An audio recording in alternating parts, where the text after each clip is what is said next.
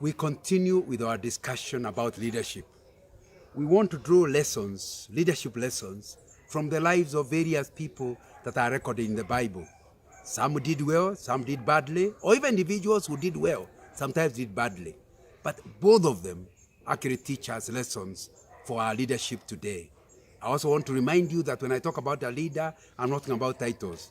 I'm only talking about people who have influence. Whether they have influence over 2 people or they have influence over 2 million people, is they are just leaders. They have influence. And the reason why we spend our time talking about leaders is because when a leader fails, he goes down with others.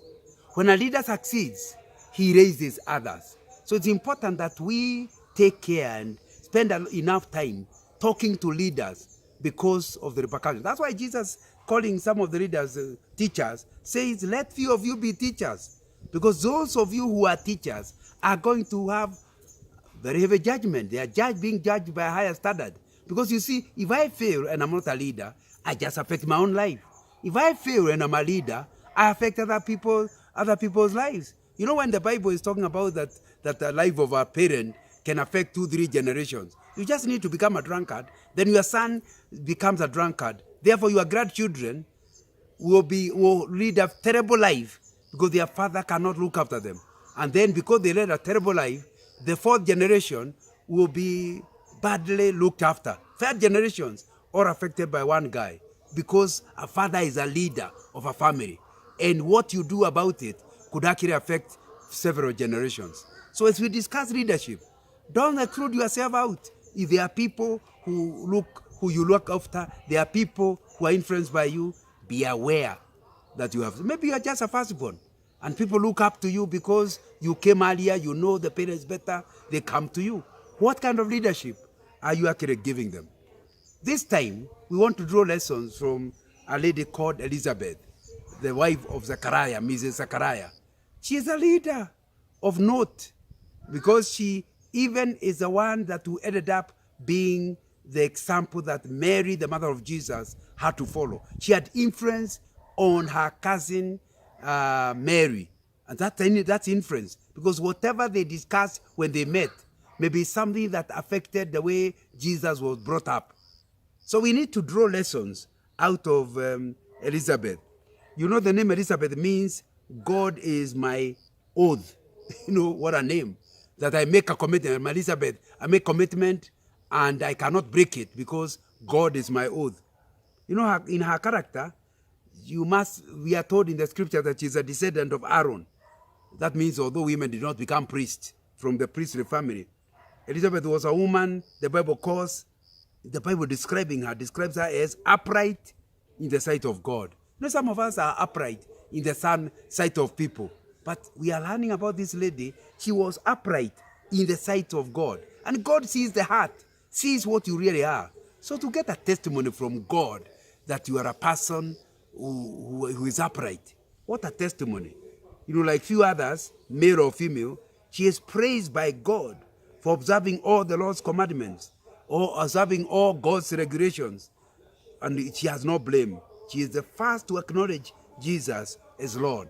Because when Jesus was still as a baby in the womb, Elizabeth prophetically tells us the one inside the womb is a Lord.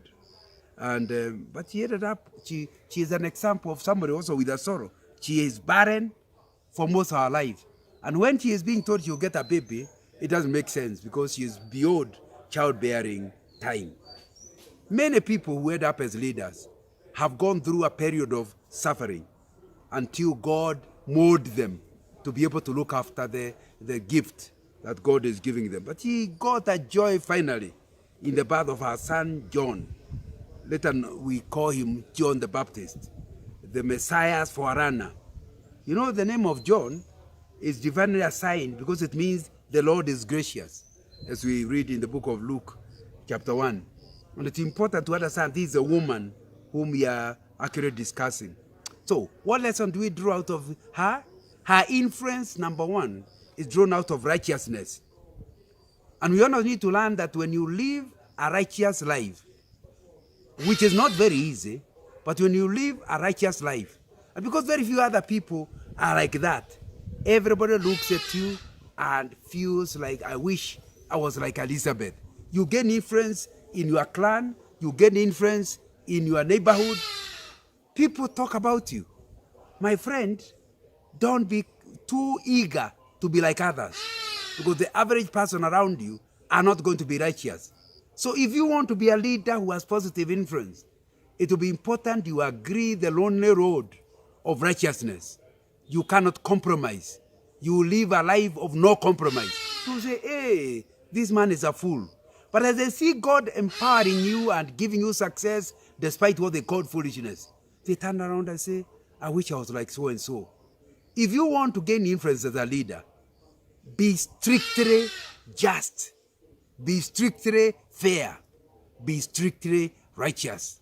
And although initially people will make fun of you, they'll make jokes about you, that in itself, like it did for Elizabeth, is going to give you an influence.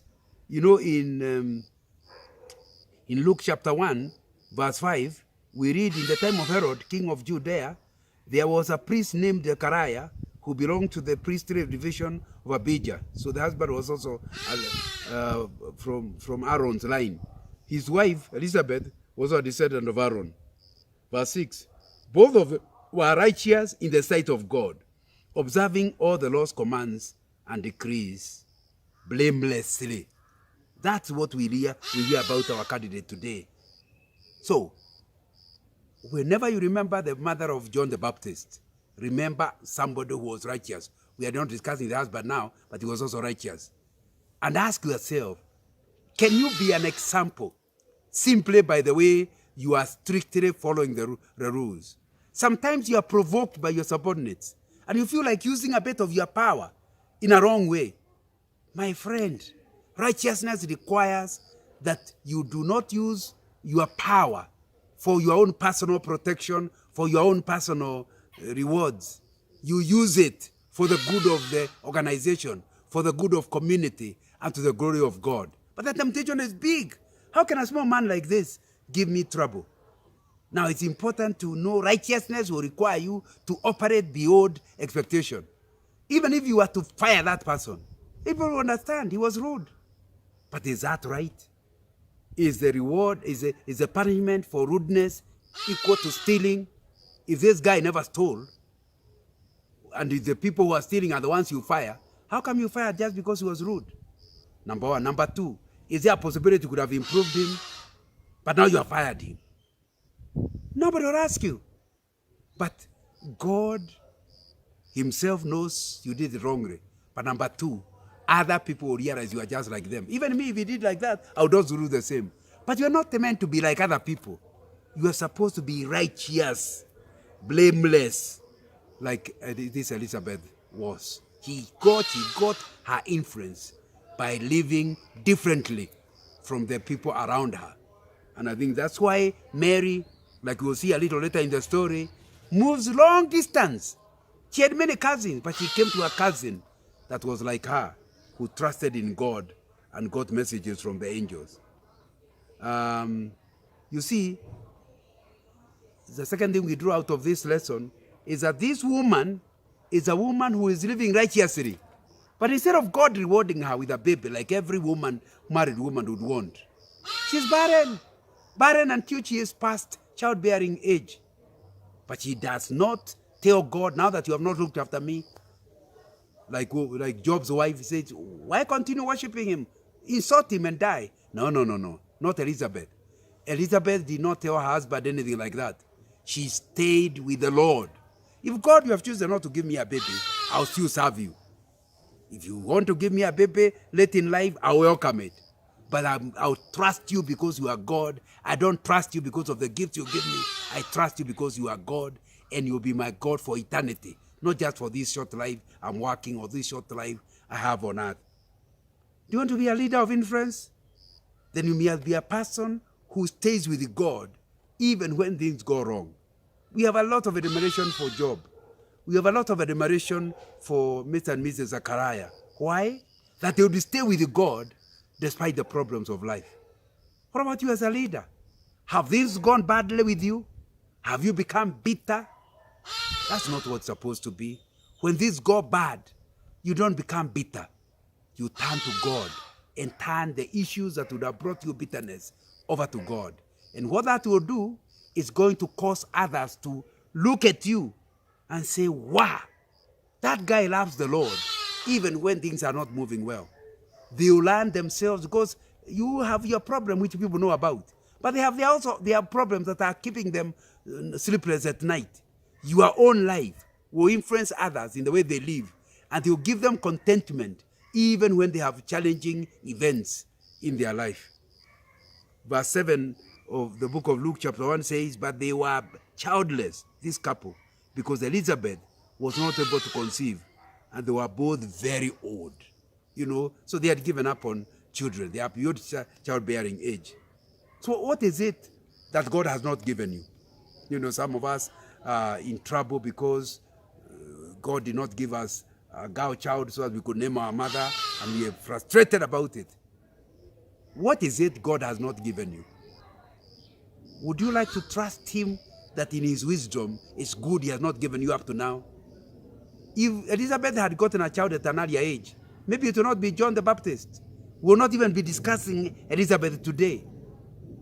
Why don't you come to where, irrespective of the frustrations of life, you refuse to get frustrated? The issues of the stresses of life is that they do not put down people who know how to manage the stressors. And one way of managing the stressor is to hand it over to God. That's what Peter is saying. Cast all your stressors, cast all your cares, cast all your anxieties upon God. Why? He cares about you. And don't carry the problem and God is carrying the problem. Let the fact that God is carrying the problem be safe in God's hands. Then you'll be able to lead. There are many, many leaders who are so short-tempered. If you tell them something, they think you are backbiting them. You say something, they want to fight you. And obviously their leadership is a leadership that frustrates the people who follow them. All because of things that have gone wrong in life. And because they have gone wrong, they are always irritable and quickly to be angry. Why don't you sort it out before God? So when you come to work, when you go to leading your people, you will not become a burden for them. That's what will be required of you as a leader. Zechariah must have given up on getting a child, but he continued serving the Lord.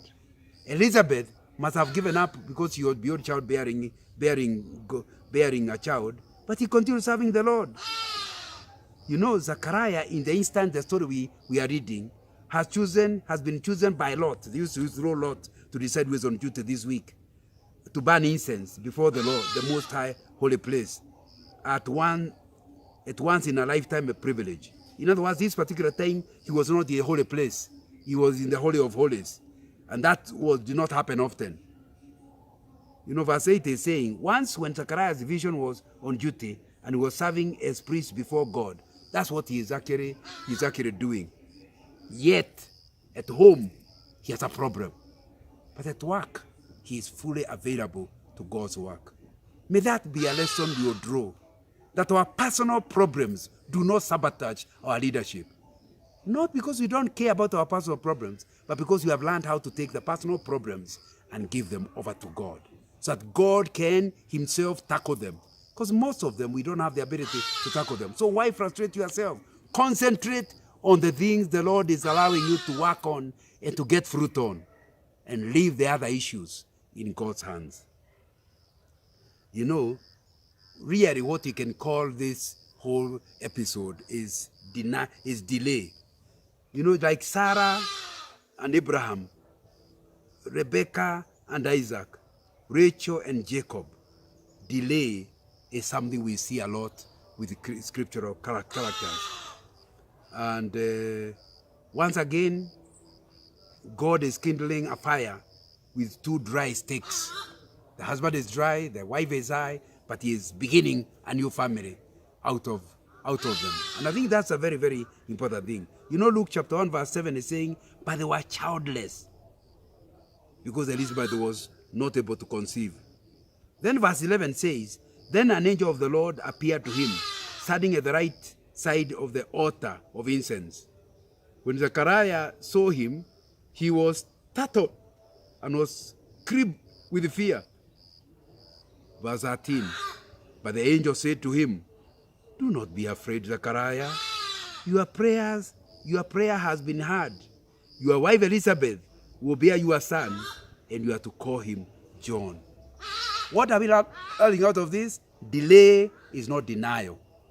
Do not start treating God like he is not blessing you, has never blessed you, for 3 reasons. Number 1, you are blessed. Like this guy was alive and doing very special duties in service of God.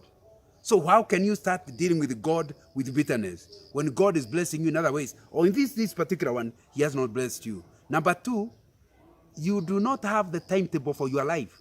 God is the one with the timetable. You cannot say it's too late. Too late by whose standards? It's God who knows when it is too late. So how could you be getting bitter with God that it's too late? He can't be too late. Like number 3, which makes you not get frustrated with the long delays, is that the thing you are waiting for may be good or may not be good for you. God knows what is best for you, because he's the one who created you and understands where you are going. So whatever you are frustrating, barrenness, whichever area it is, remember, delay is not denial. Before you die, you might as well sing the song like Elizabeth about God's goodness. And I think that will be important. So we are talking about leaders who are going through certain areas of their life with barrenness and challenges. And we are saying, learn from Elizabeth, just like you learn also from Hannah and others, that delay is not denial. God's delay is still on time, because God is the one who knows when it's on time. You know, like the story of Lazarus, who was raised by Jesus. He died. He had been told when he was sick. Jesus delayed until the guy died. Then when he died, he stayed several days. So by the time he is coming, he is dead for several days. But we learn from the story of Lazarus, it's never too late for God. He was supposed to be smelling, but he still went there and said, "Lazarus." And Lazarus rose up and had a second stint on life. He can even resurrect the dead. So never say that because God has delayed that you give up. Learn to wait on God and to trust your life into his hands. You know, I'm so happy to see that the way Elizabeth worked with her husband, she knew that certain times her husband had to be on duty. We read in Luke 1 verse 9, he was chosen by lot according to the custom of the priest. And when the time for the burning of incense came, all assembled worshippers were praying outside, because you see he is actually in the inner place where he cannot be seen, and is following a duty roster may lead you to God's appointment. You need to understand the mandate things of life, just a duty roster. You have been picked. Kumbe, it's not just being picked by a duty. It's actually God's appointment. And you need to understand that what you call normal, you are doing your normal duties, may be God's appointment in life. Leaders must take every day as a special day. They must take every activity as a special activity.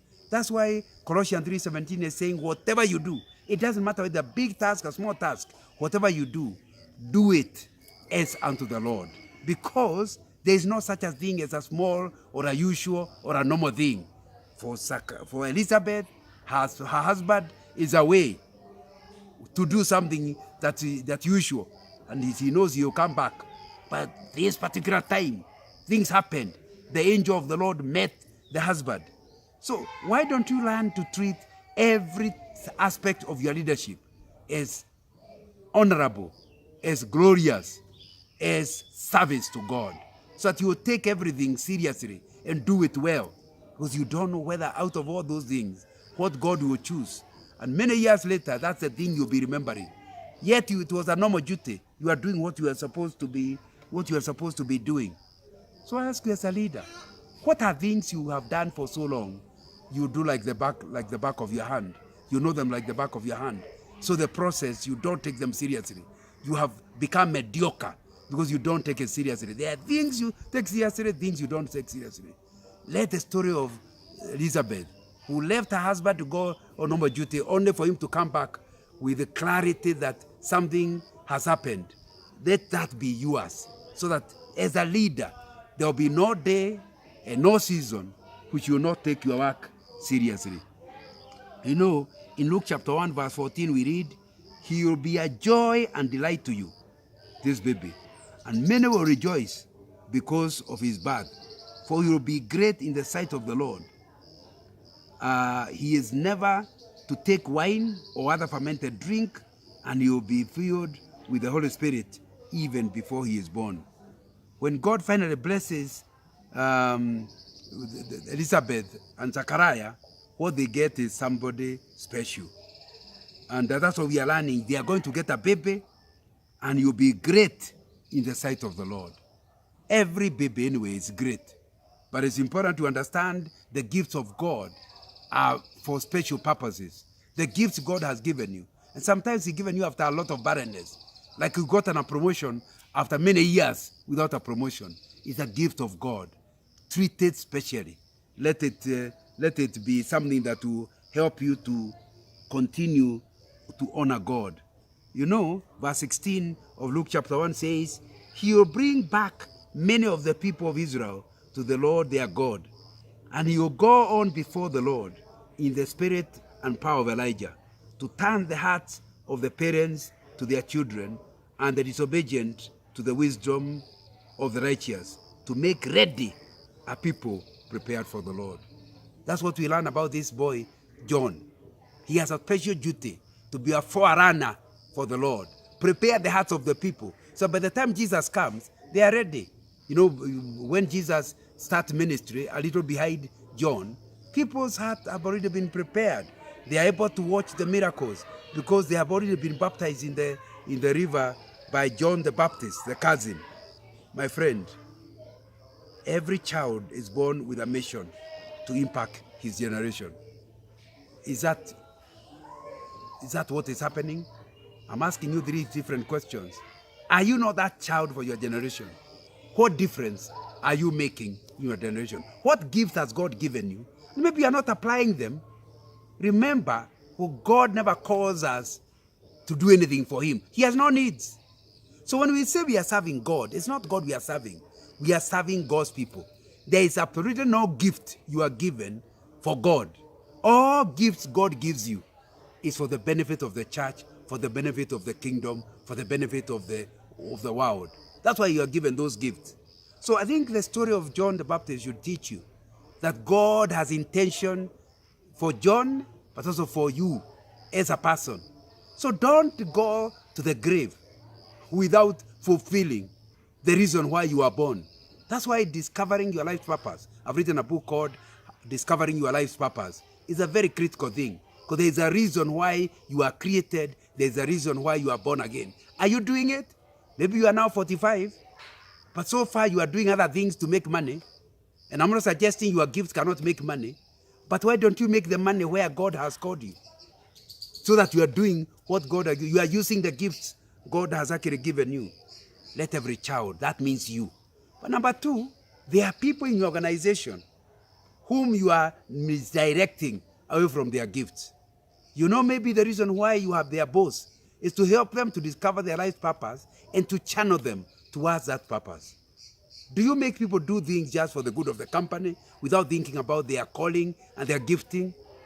Then you are interfering with the reason why that person was born. Or the third question, if you're a parent, how are you bringing up your children? To make you famous? To be able to say, I'm the father of this type of a child? Or do you start noticing God's calling on their life? And even if that calling is not something you like, do you encourage them to go to God's calling? Because like John the Baptist, there is a reason why that particular child was born. And it's my prayer that as a leader, you yourself will lead in the area of God's gifting, God's calling. But number 2, I think it will be important as a leader to check that the people you are leading are utilized appropriately within their calling. And number 3, as a parent, that you will help your children not to copy you, but to go towards God's calling on their life.